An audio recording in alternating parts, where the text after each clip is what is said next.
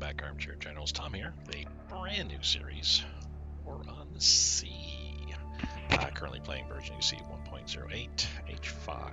It's a release version, but it doesn't have the full capabilities that their developers are looking at for the game. Currently, you can only partake in the Pacific theater of operations for this game.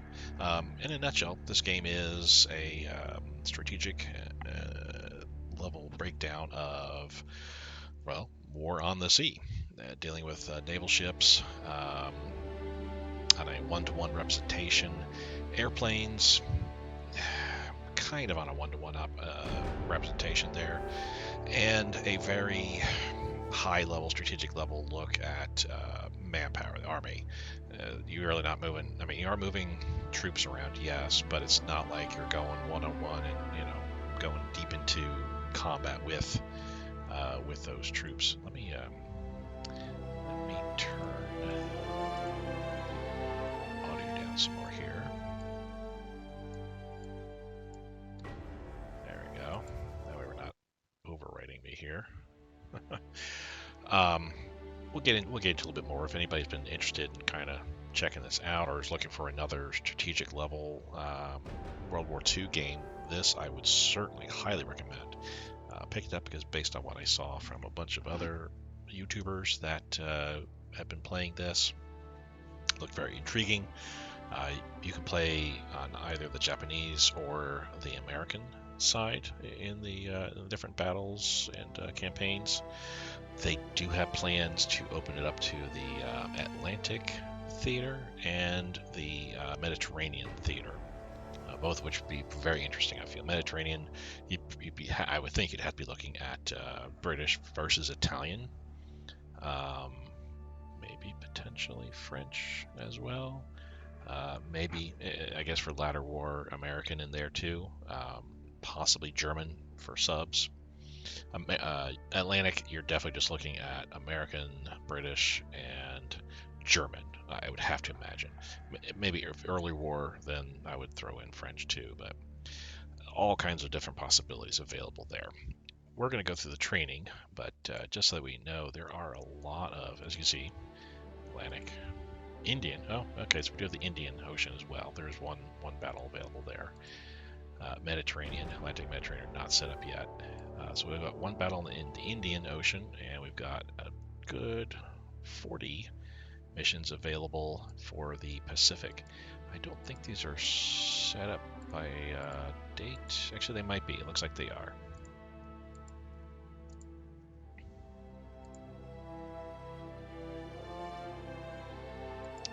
Cool. All right, so yeah, it goes all the way pretty much, well, close to war's end. Starts fairly, well, not fairly late, but it's a couple months into the Pacific theaters start there. These are just for the single battles, by the way. There, you can create a custom battle if you want to. Go ahead to confirm. Oh, hopefully it's not. There we go. And then there are a couple campaigns that you can play here too. Only two so far. You got the Operation Watchtower campaign and the Battle of Guadalcanal. Playing on one side or the other. Now, while it may not seem like there's a lot of resources here, I mean, 40 individual battles you can play and 2 long campaigns you can play as well. There are some modifications available too. We'll get into those once we play through some battles and get some campaigns under my belt here. Then I'll start loading up some mods. But there's one that takes part in the area around Singapore, Philippines, etc. Handles, what was that? Basically the Allied expeditionary force that was out there of Dutch, British, and American ships out there, plus Australian ships too. There's a modification that handles there. There's one that also adds more Indian Ocean campaigns. There's one gigantic one that just basically does the whole entire World War II, going from start to finish, basically. So we'll get into those, when we progress further. But since I haven't really played this all that much, we're going to go through the training here. A good baker's dozen of of training to do. We'll start with the first one, very quick. Shouldn't take but 5 minutes total. That way you guys can kind of go along with me and see how this plays through. By the way, things might look huge here. There's a UI scale, which, well, there's a UI scale. I guess you can't do it in here. That you can adjust, and I made, for my old eyes, I made it larger because when I kind of took a peek at it to poke around and see what it's all about, I was like having a really hard time reading this up here and all this down here. It's like there's got to be a UI adjustment that can be handled here. I'm not going to read through all of this specifically here, but this is basically giving you a breakdown of the UI elements to the game here. This first tutorial is just to get you used to how to utilize your ship and everything like that. Here's our ship, or the porter. Not moving at all, heading is at 110, so if we actually kind of move there, you can see, yeah, just about at 110 we're heading there. And we have 2 new contacts, bearing 355, also that one bearing 194. 355, we can spin around there. There we are. There's the other one. 2 enemy contacts, or 2 contacts, period. We don't know if they're enemy just yet.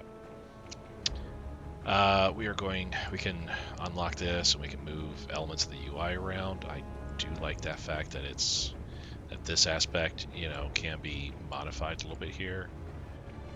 But I'm happy with just leaving things alone the way they are, and then we can play with them later. Can we move? No, this can't move. This can't move either. Okay.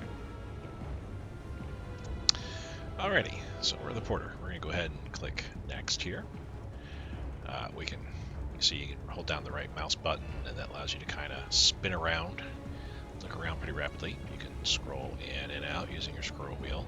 If you click on the scroll wheel, it'll switch from above to below. The reason why you want to look below is because, well, you might have torpedoes in the water. I want to see, how close we are to hitting. You can also scroll till you can look straight up. There's air power in this game, so of course you want to make sure you're aware of what's above you and below you, as well as just out on the ocean. Let's see here. B for binocular. This allows you to go ahead and get a closer, well, a more strategic or tactical view of what's going on here. You can zoom in and see your targets. What's out there. I gotta say, all this looks pretty good. The water's okay. I've seen better water, but it's definitely passable. But the skybox, great. It's just really, really nice looking. Plus, as time passes, the sun does begin to rise and set, depending upon, where we are and things. 355 is the other. There we are. There he is. Oh, and also while we're in binocular view, we can look underwater too. Use the next arrow to continue. Which, by the way, you can hit B for binocular and also the mouse cursor. Press it, but you also have those options down here too. Pan the camera north to target ship. Indicator 0. Use binoculars to zoom in on the target ship. T to enter target mode, which I think we can also just click that button. That'll do the same thing too. So T for target mode. I like that it has key bindings for pretty much all actions. But it also has the actual buttons you can click on if you're a clicker type person. We'll want to click on that. Currently we have no target, but we hit T for target. Or click on the targeting. Click on the enemy, and boom. Now we have some information about it. Not sure what its range is almost 4,400 yards. It's heading at 222. Speed is 0. Solution is slowly increasing.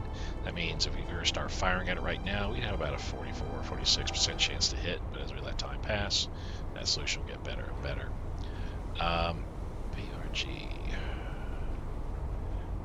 Let's see. Well, I mean, its heading is 222. That's where it's heading. It's got to be. Our heading to it. The bridge heading to it. Okay.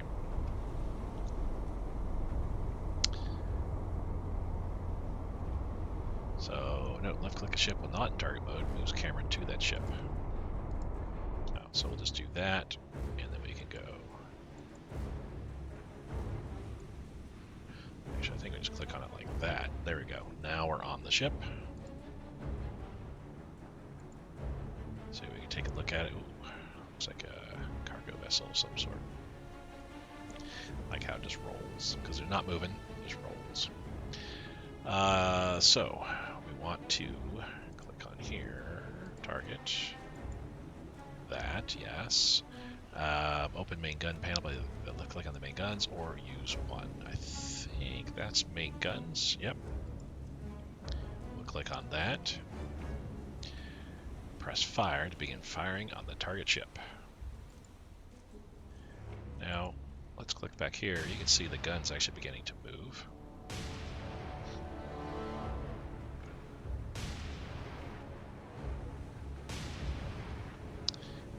Click on here, you can see the effects of those shells.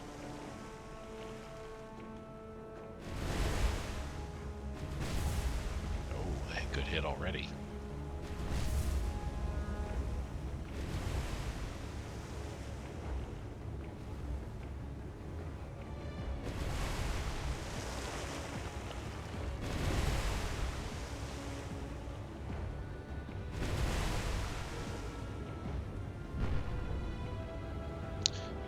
Good hits there.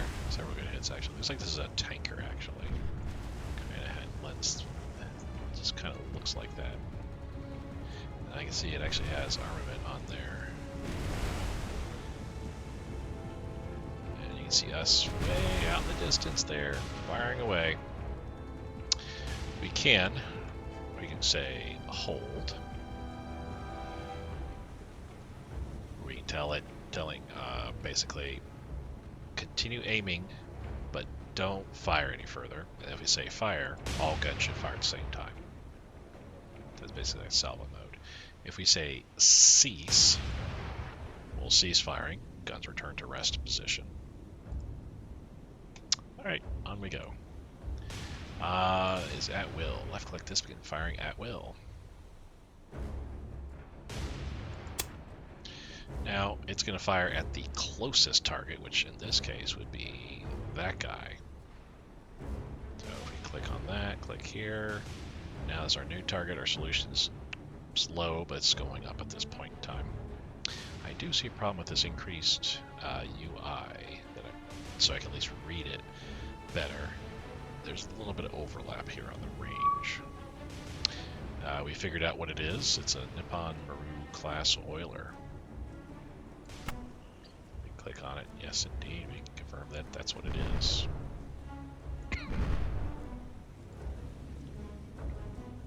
Range is only 16, under 1,700 yards there. Zero speed. Solution is just about 100%. So not necessarily that every single shot's going to be hitting it per se, but it sure seems like it. You see specifics what fire it will do. You do have star shells. From what I've seen, you definitely want to be firing star shells in order to help illuminate the target to improve your overall solution. Our solution kind of went down there for a little bit. Interesting.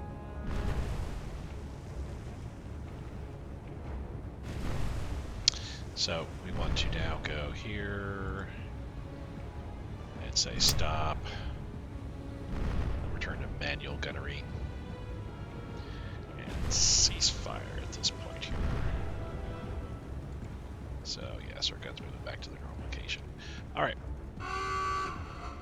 Oh, Nippon Maru is now sinking. Yes, I can concur with that. Definitely listing heavily to port. Well, not heavily, but nonetheless, all that amidships pounding it took. You can see the fires briefly go out because it's wallowing in the waves so much. Waves are coming crashing over it, but yeah, it's sinking. We can actually go look under here, underwater.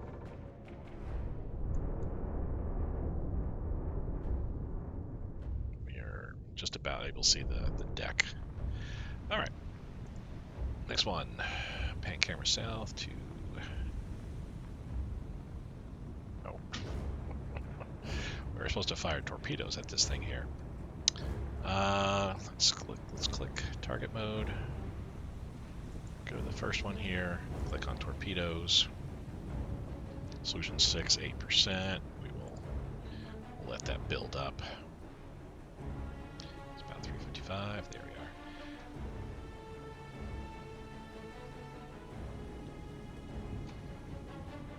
I want to wait till the solution gets up much higher. So we'll open up the torpedo panel.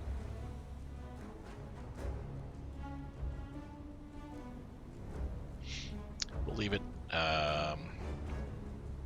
So we have 2 torpedo mounts with 4 torpedoes each, I guess, loaded currently. So each mount will fire 1 torpedo, but I guess we could say, oh, that's fire off. Okay, so we're just firing 1 torpedo. Each mount's going to fire 1 torpedo each at a 0-degree spread. So basically motion head to the target. 44, 46, sure, let's say fire.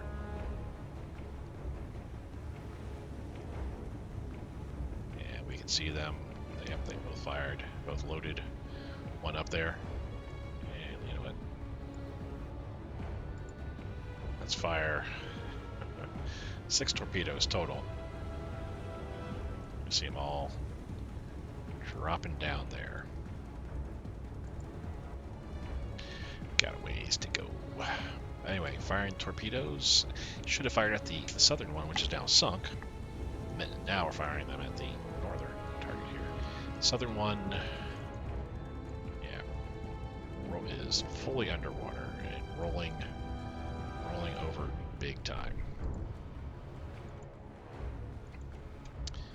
So we fired off torpedoes. I don't think we can watch them go in exactly.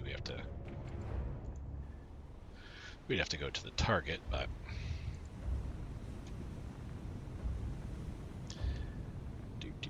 anyway. So we fire torpedoes. We'll wait and see what happens. I don't think there's a speed up or slow down effect here. You know, we're gonna speed up time or slow it down.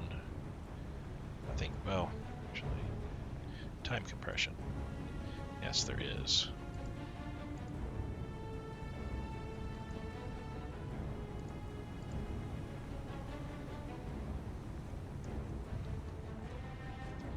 It's heavily damaged there.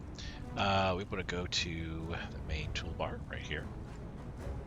We want to go to report. We've taken no damage, no flooding at all.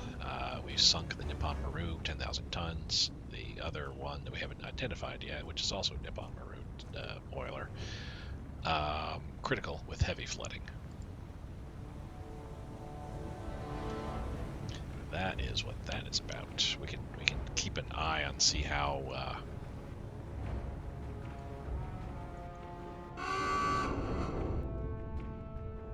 the battle's progressing. He is already sinking, or she is already sinking, I should say. Here come all the torpedoes. There is a dud, struck by a dud torpedo. We heard that thud. And 1, 2, 3, 4, 5, 6, 7 torpedoes otherwise. And down it goes. All done. So basically that tutorial is just to show how to utilize your camera, utilize the map, how to fire at a target, shoot torpedoes at a target, get used to the status, you know, what your report is overall. Oh, something I noticed here too. Yeah, you can take a look at the weather conditions here. I'm assuming, having played this, and not having seen anybody take a look at it themselves, but I'm assuming that all this can affect the overall battle map, where you might get into a position where it's very windy, thus therefore your shells start straying, or it's raining, difficult to spot targets. The layer, I want to say that's the thermal layer. Yeah, I'm pretty sure we'll probably find out one or the other, because you do have submarines in here. Your naval forces consist of transport ships, oilers, cargo ships, I guess, to destroyers, light and heavy cruisers, battleships, battle cruisers, aircraft carriers, submarines. There's different types of submarines as well. There's a whole bunch of different naval forces, and then your planes get everything from fighters to twin engine bombers, fighter bombers, to four engine bombers, to torpedo bombers, dive bombers, scout planes. I'm trying to think like what else there is, but we'll get through it all. We want to go ahead now and left click on the quit and confirm. We have finished the mission here. So that was the first introduction to basic combat. Let's get to navigation. This should be pretty quick as well too. Actually, that last one was pretty long, I felt, just because I made it longer. Again, we're the porter. No enemies in sight.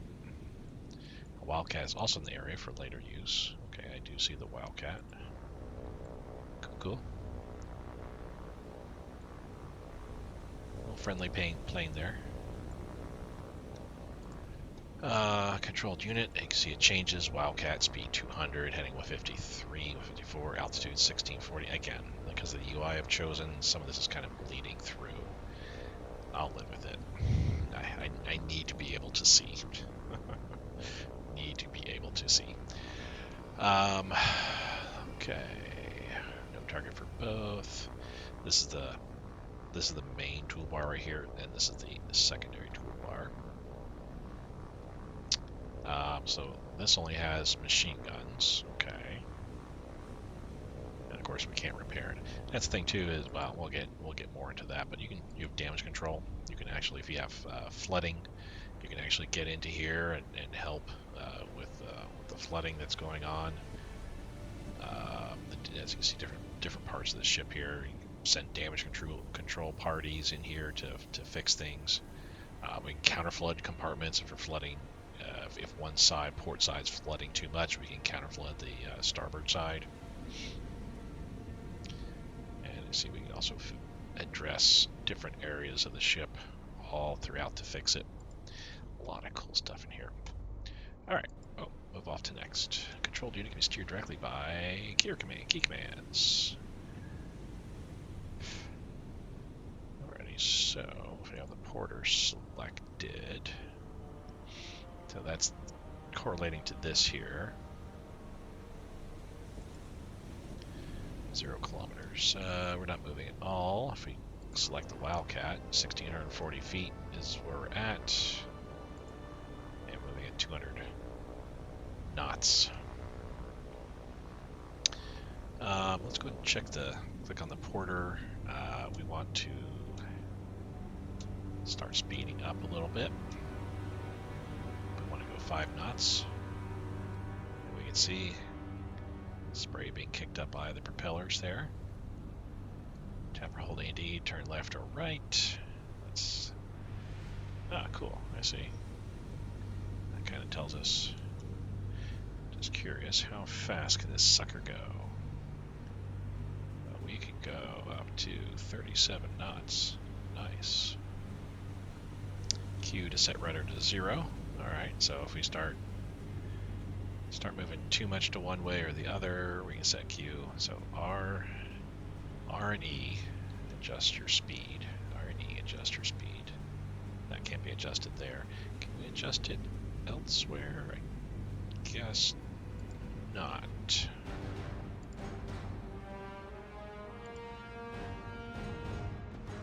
Oh, we can do it through orders as well. It probably will tell us that in a moment here. We can say, yeah, we just want to go 14 knots.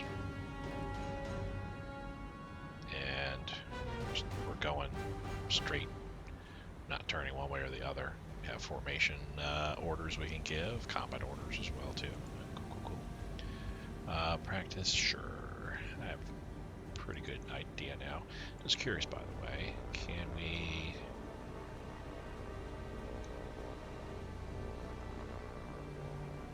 fast can this puppy go?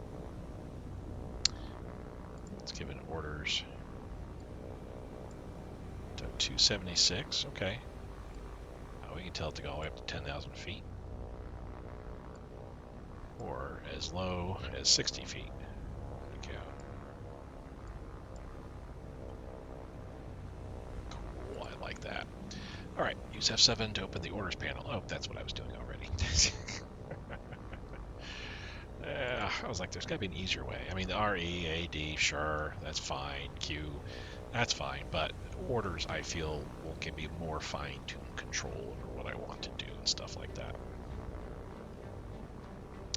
Turning bleeds speed. Most notable high speeds, performing maximum turn speed up to 40% of total speed.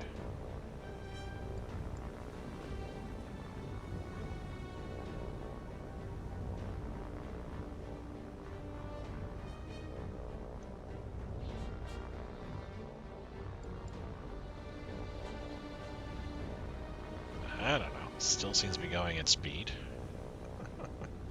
Not noticing much difference there.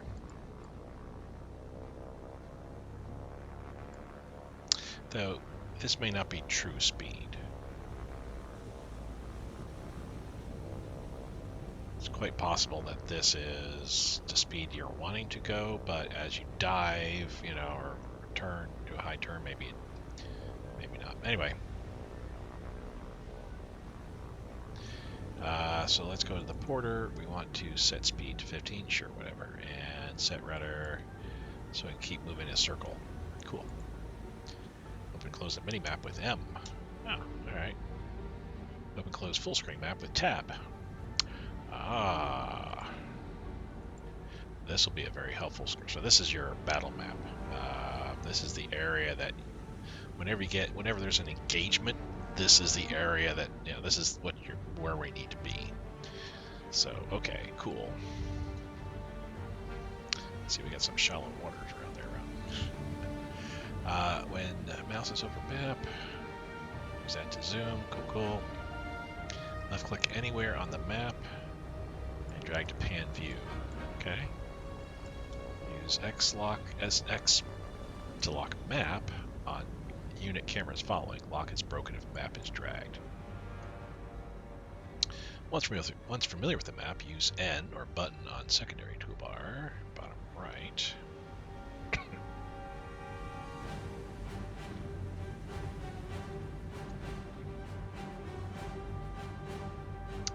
This one here, navigation mode. To enter navigation mode, change to a ship's wheel.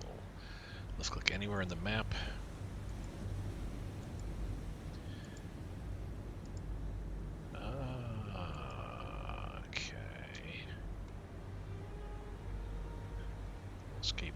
Escape navigation mode.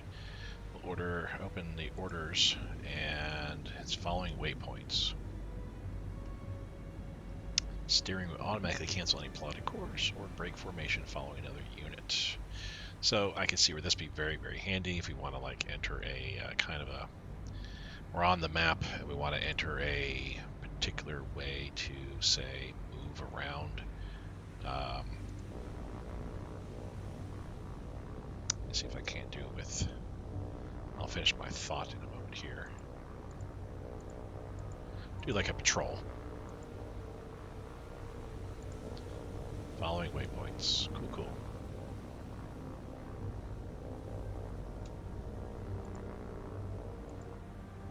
Yeah, if you want to like enter like a patrol type setup or something like that.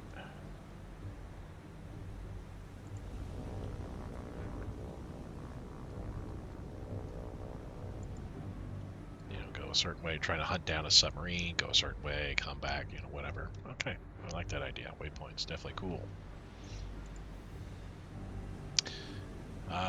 Zoom map out, see both the aircraft and USS Porter. Be sure not to be in target mode, navigation mode. Then left click on aircraft icon. Switch camera to it and assume direct control. We can use Sea Air toggle icon at bottom left. Oh, here. Okay. I see.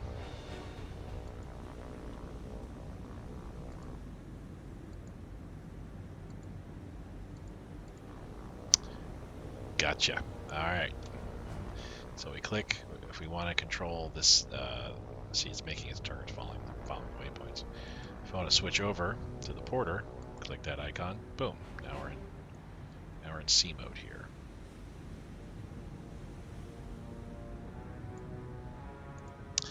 Controlling aircraft same as ships, with the exception that they can change altitude. Likewise, submarines can change depth. Kind of figured. We already went through all that. W and S to change altitude. Okay, cool. But again, I feel I can handle it better by just clicking and dragging, perhaps. All right. I got all that taken care of. Chase camera. Oh, centers the camera right on the target. Let's look at the porter. Ah, cool, cool, cool.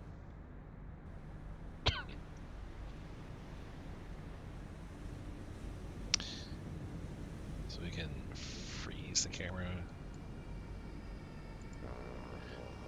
So if I hit C again,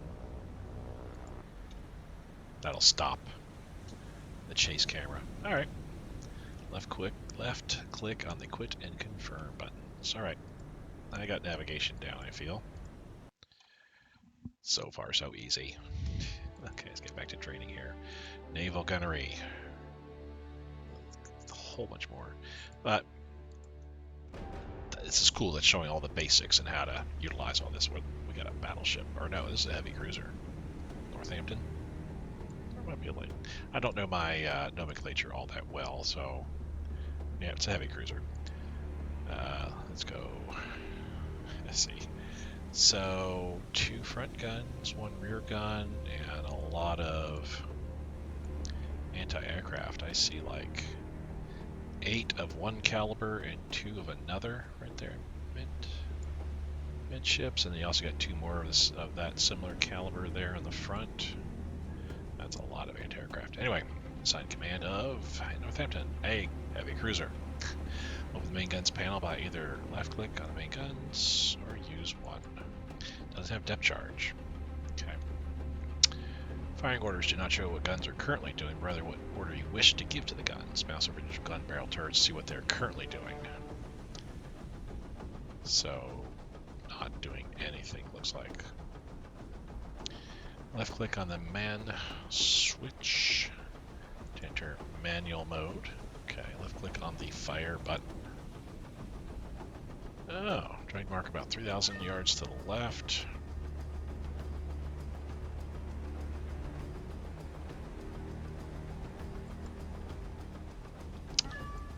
And left click on the map. Main guns will turn and fire at the position you designated. I like the sound they make too. Fixed point, firing at a fixed point. 238, 2,900 yards away. And armor piercing full. Because we have 324 armor piercing, 120 HE high explosive, no star shells. That's what the SS is for. Okay. Experiment by left click on the fire button again. And left click at the marker on the north edge of the map. Fire in that direction.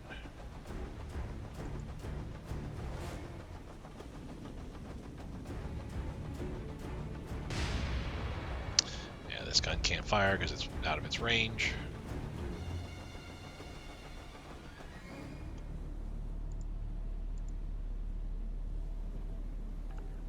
So there is a real-time, well, yeah, kind of a real-time factor involved in how rapidly the turrets move. Cool. Now what's interesting is you can tell it fire here, even though the guns can't make it, they'll still turn towards that way. There's got to be a way, I imagine there's got to be a way to split fire, meaning your front guns fire at one target, your rear guns fire at another. We'll find out. Cease. Left click on cease to stop firing. Okay. Splitting fire allows guns with the main fire. You know, I was just talking about this. To demonstrate this, left click on the icon of the rear gun to deselect it. Okay, so it's not selected at this point. It's not highlighted like these two front. Left click on the fire button again. And lift up the map 3,000 yards to the west. Fire the guns in that direction. So left click on the two forward guns to deselect them. Left click on the rear. Left click on the fire again in about 3,000 yards to the west to fire that direction.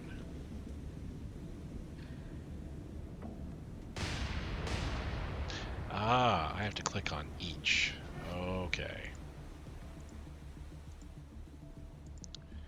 So I'm clicking on this turret and told it to fire over here. This one's firing over there, this one's firing over there. So wow, you can tell each gun to fire at different locations, different targets.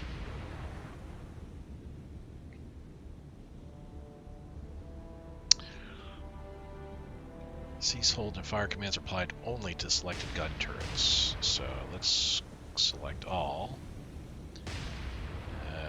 Colored icons corresponding to hold and fire displayed. So yeah, actually if we say the rear, cease. Okay. Can only fire within its firing arc. Like a Pac-Man kind of. And I like how it shows on there where it's firing too via that red mark. Okay, that works. That looks good. Let's cease with our two main guns. Larger ships have secondary batteries attached to their main guns. Open secondary guns panel. That's this here. Or is it these here that it's them? Well, I knew they were different caliber. Oh well. It is what it is. Global panel remains the same. However, the gun barrel or gun turret icons are replaced with icons for secondary guns. Represent all guns within that battery. Experiment with firing. They'll fire within the firing arc. So this one's selected. We're doing manual fire. This way. That's my port.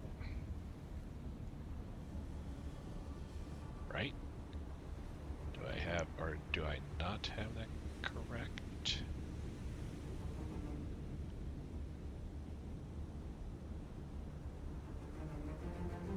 Yes, I do not have that correct.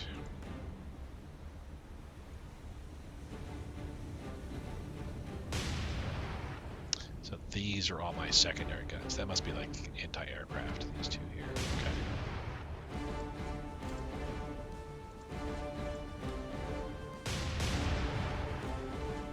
Ah, sweet, sweet, sweet.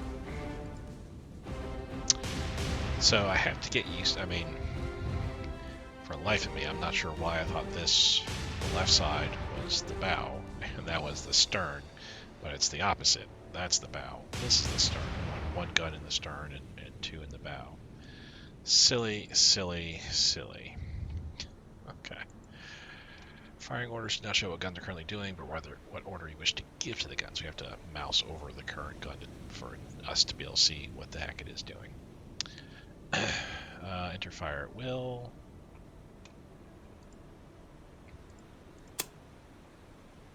No target.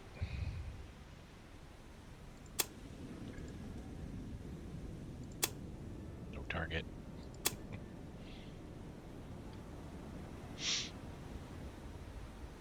Automatic manage and engage enemy ships. It might have told me before. I think actually if you fire at will, it fires at the closest target. I think that's what fire at will does. What I can see doing is not necessarily just saying, going off with fire at will right away per se. I mean, take a look at my target, see what's what. But start off with firing some star shells, which, by the way, 80 star shells with the secondary gun. So the main guns don't have any star shells. Almost 600 armor-piercing rounds, 240 HE, while the secondary guns have less AP and HE, but make up for it with the star shells. Start with firing star shells first. If it's nighttime, dark, or whatever, to help illuminate our target. You can see the sun starting to go down way out there. Such a beautiful, beautiful view. Yeah, and then just go fire at will with all guns as needed. Okay. So we can turn manual setting off, spotting fire.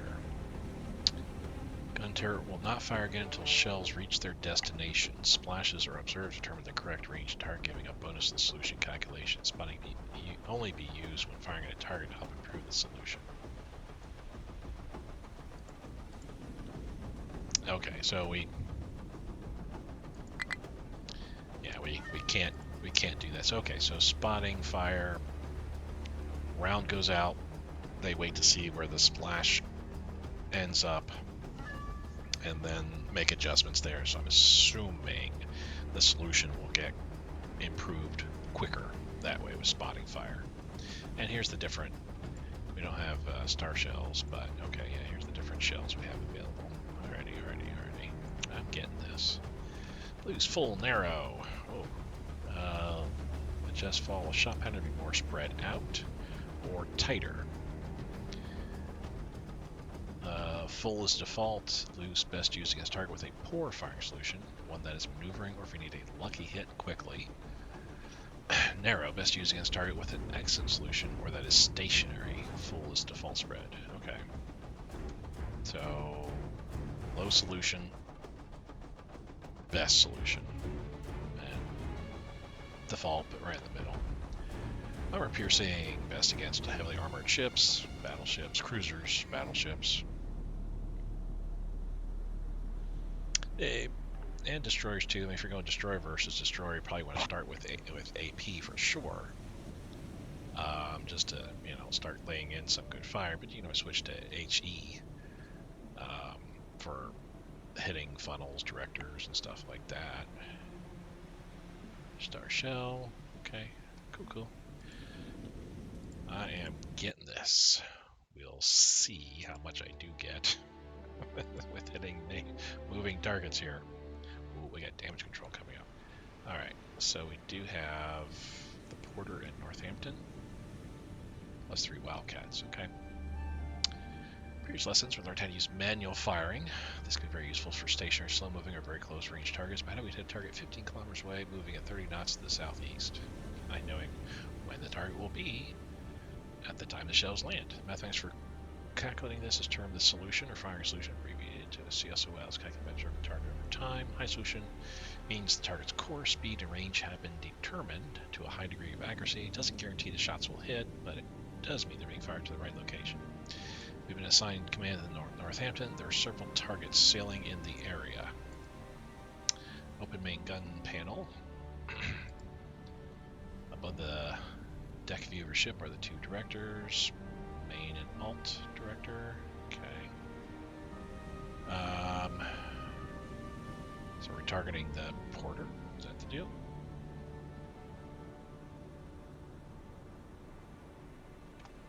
Use T to enter target mode. While target mode, left click on the target ship map icon.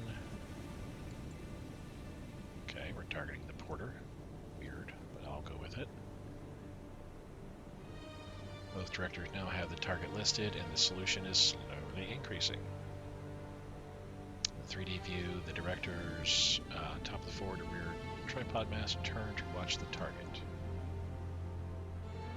Oh, okay. I can't zoom in that much closely, but I guess if I paid attention, it would seem the directors on these 2 masts pivot towards the Porter. Left click on stop for the alt director to stop targeting. Ah, yes, I see it. See, that's an aspect I just was not aware of. I always wondered what those were for, but now I know. Switching to a new target will not change a director's target. You must left click on stop to cease tracking the current target before assigning a new one. Okay, that is information that needs to be known, because otherwise I could see just going, yeah, click here, attack there, which I was doing in the very first battle there. So I guess these directors, you can set your main director to go target one, and the alt director to target another. Retarget the ship was done previously. Note the same SOL value. because they share the observation data. Okay, so let's do this. Target that. Yep, that is correct. They both have same solution data. To increase the solution, you need good visibility target, be close range, using spotting fire, have correct identification of the target ship class, use radar, which we do have, target using radar, darkness of target eliminated by fire, muzzle flashes, or fire, or star shells. The following decrease resolution: poor visibility, so bad weather, long range, changes in target's course or speed. So I need to make sure that when I'm engaging in battle that my ships are kind of moving around erratically, which would of course lower my chances of hitting, but also lower me getting hit. Changes in observing ship's course or speed, which I just talked about. Losing contact with target. Target's burning or releasing smoke. Unless observer using radar. To demonstrate this, use T to enter target mode. Target mode. Click the porter. Wave solution to reach 90 plus. Upon opening the next tutorial page, porter will speed up and begin turning. Watch solution values along with target speed heading displayed above the main toolbar. Okay, right here. As porter speeds up and turns, solution value will decrease. It's much harder to predict when a maneuvering ship will be. Okay, so they're starting to move.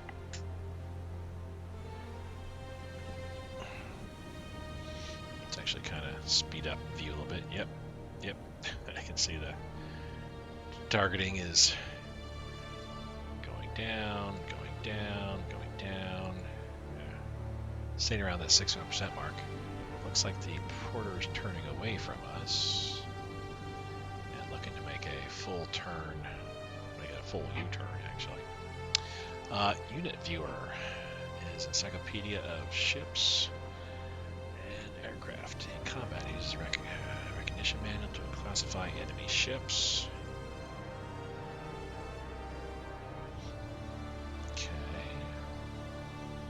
And a campaign is used to recruit ships. Okay. Open the unit viewer power. Either left click on the unit viewer button in the toolbar. Is that what they're referring to as the, or use F6? So recognition manual. Yeah, that's what they're talking about. Okay. Manual contains information about the various ships and aircraft. Use icons along bottom to examine statistics, weapons, anti-aircraft capabilities, and sensors and armor. Correctly classifying this class of empty ship provides a bonus solution. So using the arrows to cycle through the various ships, then use the check bar.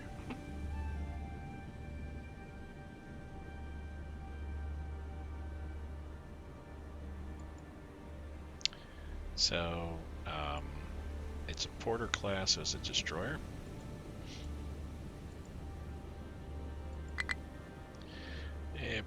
Friendly ship, porter already known. Okay, so I guess the idea there is you could click on it, kind of take a look and go, okay, let's match up.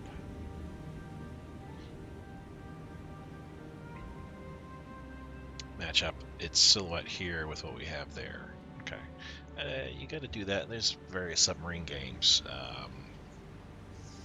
U-boat, the newest one, Silent Service series, where you got to do that. You need to open up your recognition manual, which I always had a hard time in accurately determining what a ship was, because sometimes you don't get this kind of, oh, let's look close in. You're looking at like here, enemies off to port, and yeah, this is what you're looking at is through your binoculars. It's like, okay, I see, looks like 2 stacks. Well, I picked the wrong one here. Oh, filter by nation. There we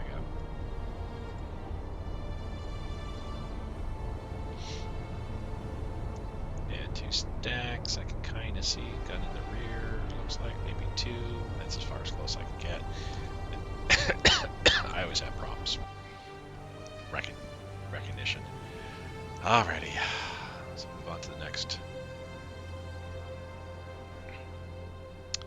Oh, no, I guess we can take a look and see here. Statistics. So this is statistics. Size, displacements, maximum speed, crew capacity, how many are available that we know of. This is its weapons that's available, main and secondary guns.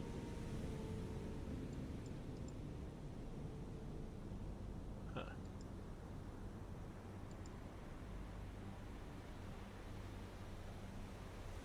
I'm sure this means something.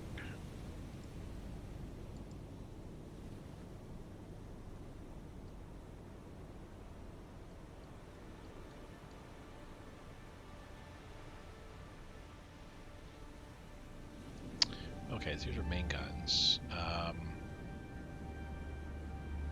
8-inch vertical and horizontal.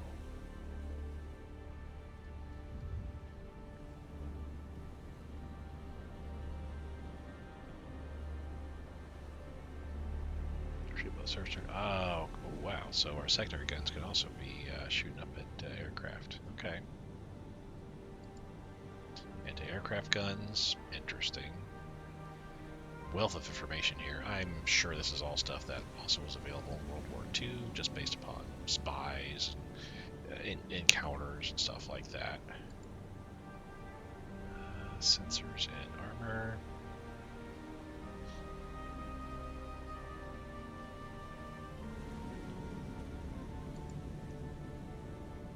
Four Kingfisher Scouts, which I guess are handled here. There's a crane here. Yeah, that's probably the hangar. It's right there. Or maybe here too. Don't you know? All right, cool. Quick confirm. All right, learning a lot here. So that was hitting moving targets, damage control. All right, use F8 to open only a bit more ships and submarines. Damage control. Status. No damage, no flooding. Got full speed, turn, and efficiency available. Counterflood toggle. If on, left click on a hull compartment to flood it with water. Automatic damage control is deactivated when counter-flooding compartments.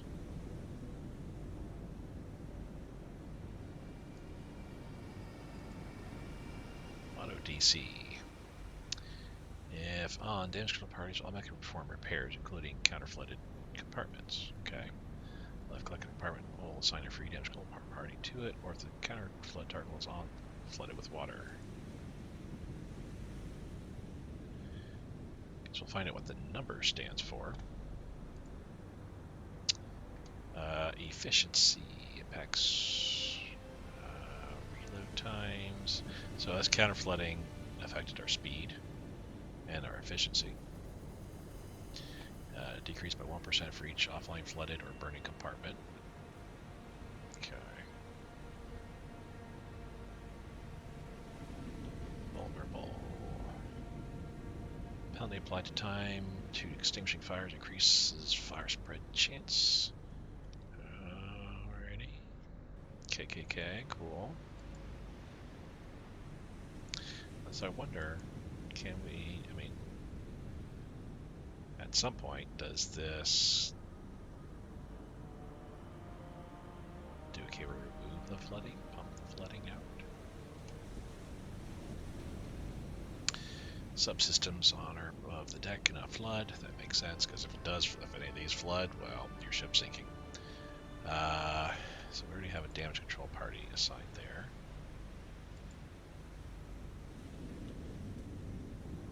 Okay. That's our garbage jet. The name of the okay, it's general. time and an icon to indicate if a damage control party is present. Integrity. We have flooded. It's flooded, yeah. Armor, thickness.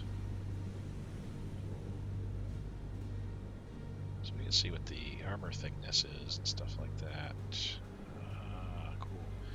Torpedo defense, 45%. Can resist a hit from a torpedo. Oh, so big ship has a 50-50 shot, or 55-45 chance. Torpedo defense system built in their hull.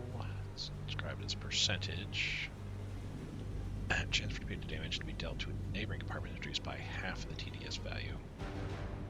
Oh, upon a torpedo hit to a compartment with TDS, chance for torpedo damage to be dealt to a neighboring compartment is reduced by half of the TDS value.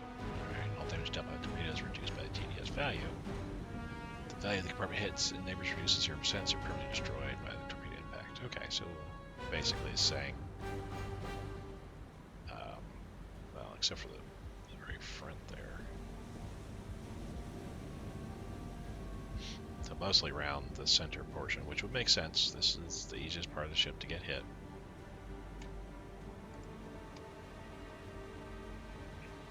Too many flooding parts cause a ship to sink or capsize. And it's repairing it. Now we're at 18. It's in gray, so it's damaged. Let's wait till that number goes away. What happens on C? Okay, so that's how long it takes. 2 minutes to. That number was the amount of time it was taken to repair that. And every time I clicked, basically I was sending in a new damage control party, pulling the old one out, interrupting their progress. Bad, Tom. Don't do that, Tom. But okay, that's the amount of time it takes to fix that. The color in which a card is highlighted. So none of these are highlighted. Once damage compartment cannot be fully repaired back to 109 dragon, only part of the damage restored, resulting in permanent loss of maximum integrity. Can't repaired, below maximum can be repaired. Offline, only working until repaired. Destroyed. Dynamic campaigns can only be restored by releasing a ship from your command. Dynamic ship enters repair queue and becomes available to recruit fully restored once repair time is completed. Okay. We're not going into a dynamic campaigns right away. I'm going to do some going through the training missions. Once completed with that, then I'll go ahead and take on some battles, take what I've learned, and after some battles, then I'll go ahead and start doing one of the dynamic campaigns there. These kind of all make sense. Engineering, what happens? Decreases speed. So there's 12. So if all of these get hit, I imagine, and propellers, I imagine, yeah, we kind of come to a complete stop. There's only 2 magazines. Magazine gets a hit. Cannot reload guns which use this magazine. So we don't want magazines. Definitely don't want magazines getting hit. Funnels, what happens with the funnel? Decreases speed. So a lot of decreased speed type stuff. Bridge. Bridge gets hit. 50% efficiency penalty. Director. Probably similar. Cannot track targets. Solution bonus lost. Aircraft. Cannot launch aircraft. So there's two launch locations. Alright. 2 secondary gun locations, 3 primary. Okay. Getting that. Should have one more damage control party, shoulder stand. So with that highlighted, it'll automatically assign. But I can also just manually click in and say send somebody there.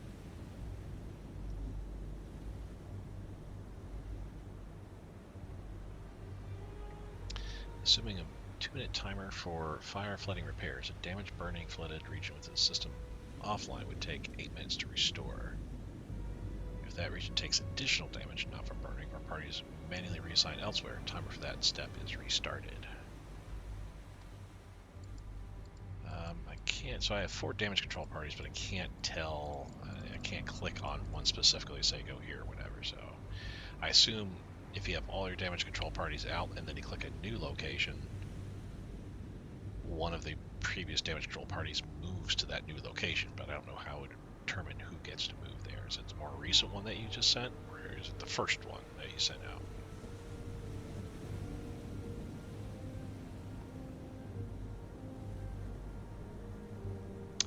Clicking next, an explosion and fires at the rear of the ship will be simulated. Cool. Oh my goodness, we've been hit. Oh wow. The aft rear magazine has suffered an explosion, and our speed is drastically reduced too, because our propellers all took hit. Magazine blew up. Wow. So we're only able to fix 4 of these so far. The yellow means it's damaged, but able to be fixed. Got a couple fires going. Okay, so we got some time. All right. If is on, which it is, damage parties automatically assigned to begin repairs. Fighting fires first. Turning off allows you to move the party's bad side by left click on the damage compartment. I could see turning it off if you want to like prioritize. For like, oh, I gotta prioritize. You know, I really have it on manual to be able to prioritize. In this case, I'd be like, well, let's prioritize the propellers, and let's get the fire in the magazine control room taken care of, and the other one in the, all 3 propellers taken care of. We're still moving at speed 5. That's interesting.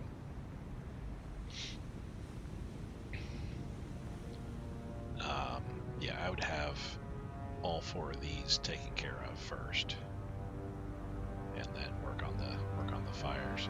Maybe, I don't know. It might be better to work on the fires first to prevent them from spreading.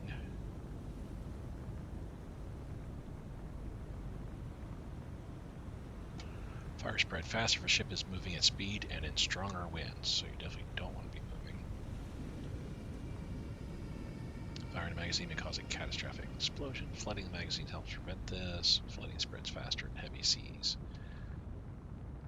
Left click counter flood compartment, and left click in the front 2 compartments in the bow. This will disable auto damage control and flood the front of the ship in order to better balance it. Okay. Totally makes sense. Move over the various damage compartments to view their integrity. So they put out fires.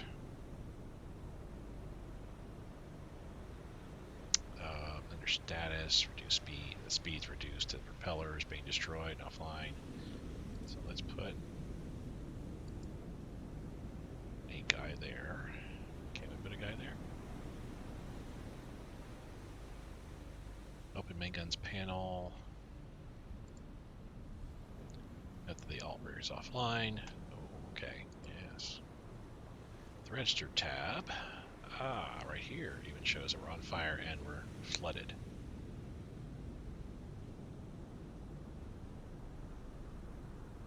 These indicators are good.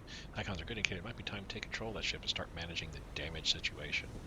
Fire should always be a priority to extinguish. They cause ongoing damage.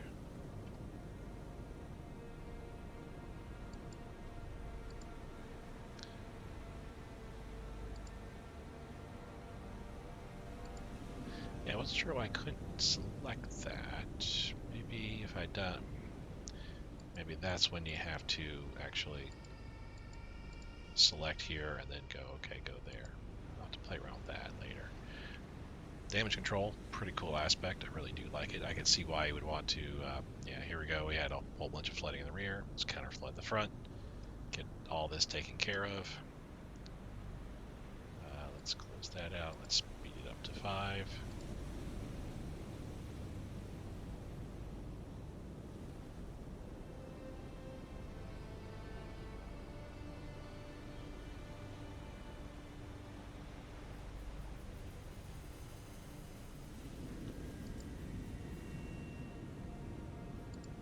Auto sign off. Wait till this. Okay. Do that. So why can't we... Oh, integrity is 0. There is no fixing that. Okay. Oh, I got you. So once it's integrity 0, it is destroyed. There's nothing we can do about that. Okay.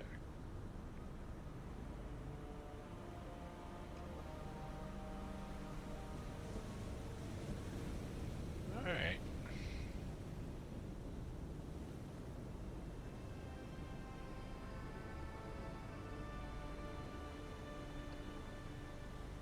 Waiting till this is finished. I want to see what the speed percentage goes up to there. Oh, still just 56%. So our speed is, because of the one propeller and the damage, I guess, overall, the overall integrity and whatnot, yeah, we're not moving very far fast at all. 33 knots. Speed is actually half that because we go here, yes, 56%. We want to go 33 knots, but it's like, they're like, no, we're not moving that far. All right, cool. Damage control is very, very neat. I can see where if you've got a pretty big fleet that you're dealing with, you could be scurrying about from ship to ship to ship, you know, directing one ship to fire at another ship, and this ship firing at a different ship, and, you know, working with another ship, you know, fix its damage and stuff like that. Multiple units. Oh, joys. Do not use start button in upper center to be combat until instructed to do so. Okay. The screen is the pre-combat briefing. Alrighty. I'll start this one. Bypass the briefing for convenience. All friendly units of combat display in the roster above the message log in the lower left. So we have the Porter, Clark, and Moffat, all 3 destroyers. Control unit is always highlighted yellow, and I think has a star. Oh, it's a lead unit. Okay, star is the lead unit that's not in formation or following another. Color tabs show lead unit, all their units following it. They misspelled following. Just units can be selected, deselected by left click on their tab. Left click on the arrow icon with the tabs which control that unit.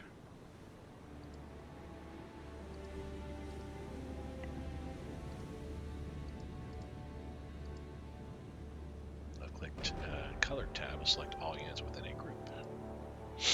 Okay.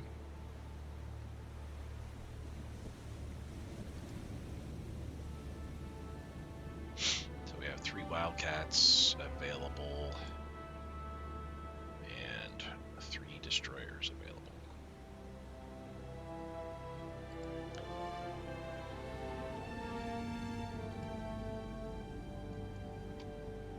Destroyers, Porter, Clark, and Moffat are in the line abreast, formation with 500-meter spacing.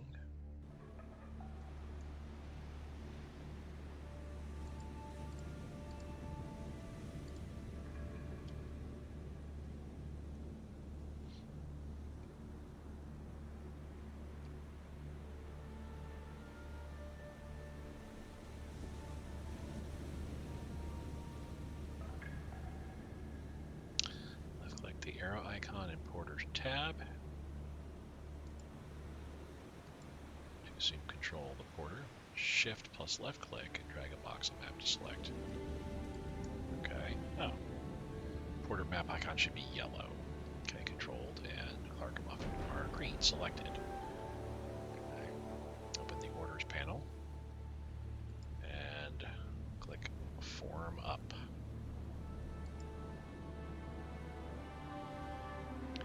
Destroyers immediately placed in line ahead, formation with spacing 500 meters per by the drop down and slider setting sign in your group color. And again, this is all pre-battle stuff. You can kind of tell your ships and whatnot how you want them to spare with the drop down slider. Try different formations. Let's do follow. No target to follow. You can do line ahead, line abreast, column left. Circular.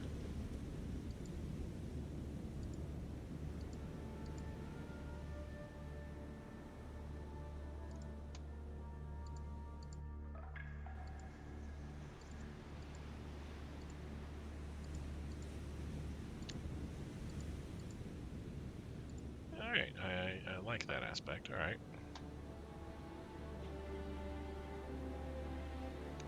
Put the ships in line abreast with 500 yard spacing with Porter as the lead ship.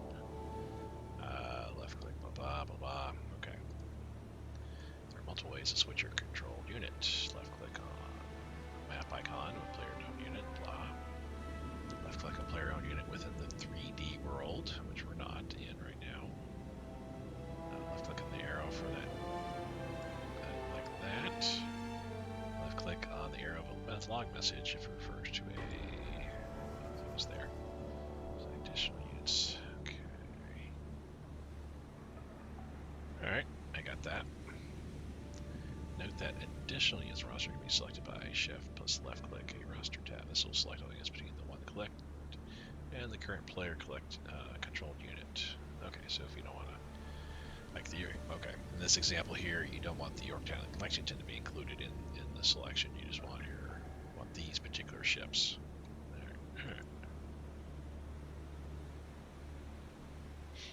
Left click and drag unit tabs to reorder the roster list.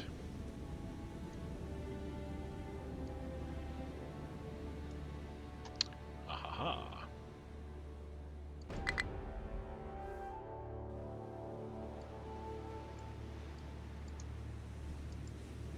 Switch places of Moffat and Clark. I gotcha. Select Clark as the controlled unit. Target Moffat. Enter T, enter target mode. Click follow target. Moffat will follow Moffat wherever it goes. Okay. Alright, neat. Creativity is informations and follow target and swap your units about. Place them in desired position prior to the combat beginning. When finished, put the ships into line abreast with 500 yard spacing with Porter as the lead ship.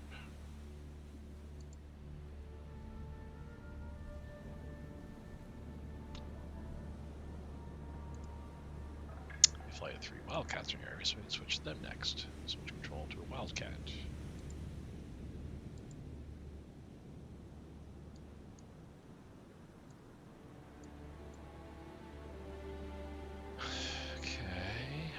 Setting air formation exactly did for sea formations. Practicing the air formation. Press into Vic formation. Vic formation. 50 yard spacing. And Wildcat 1 is the lead. Ooh, that's like really close.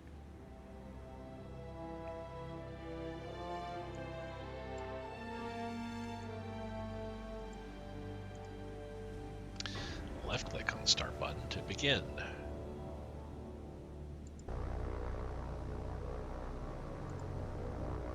Take control of the lead Wildcat. Alright. The 2 Wildcats fly in formation with it. They are. Gently steer left and right.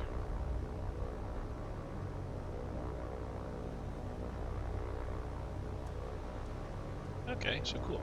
They hold their formation.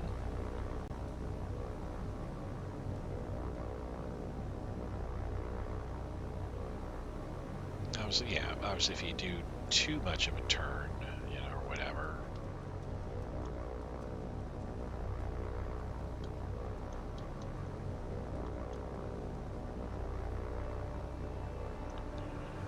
Change information.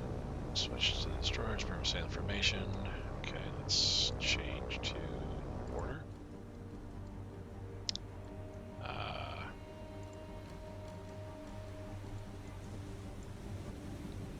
So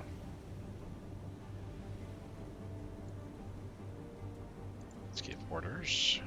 Let's start.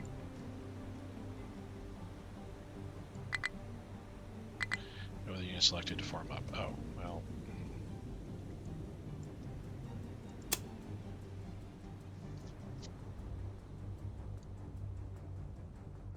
Start going about 20 knots.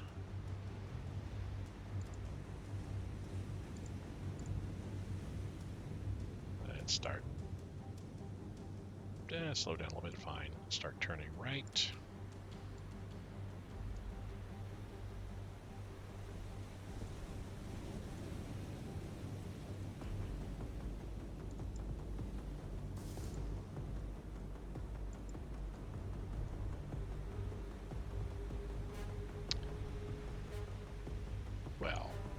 He's not good. Because I'm just telling. Let's say form up.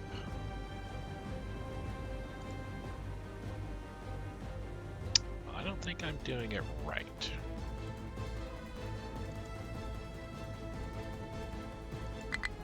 No target to follow. So I'd have to go to this guy.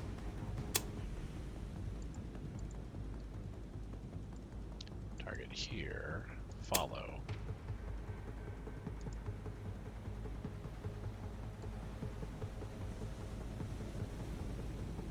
Okay, I kind of get it. All right.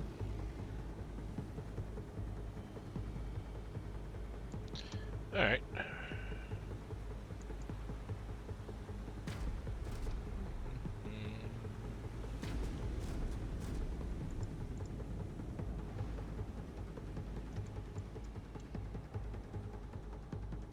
Evade hazards. I'm actually avoiding other ships. Yeah, let's. No longer avoiding navigation hazards. No, please avoid navigation hazards. Let's not crash into each other. Auto flak fires on. Fire will set on. Sure. Let's lay some smoke. Let's see what happens. Let's see all this smoke getting generated here. Nice. That's a lot of smoke laid. Okay, that's cool.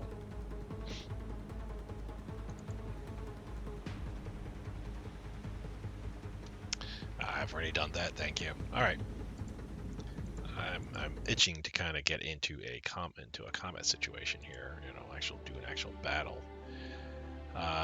So we're about halfway through. We did 6 of these here. We still got submarine warfare, air attacks, advanced air attacks, dogfights, custom battles, campaigns. The campaign ones I think I'll hold off on. I want to just do the battles. I might even ignore custom battles for right now because that's probably setting up custom snares.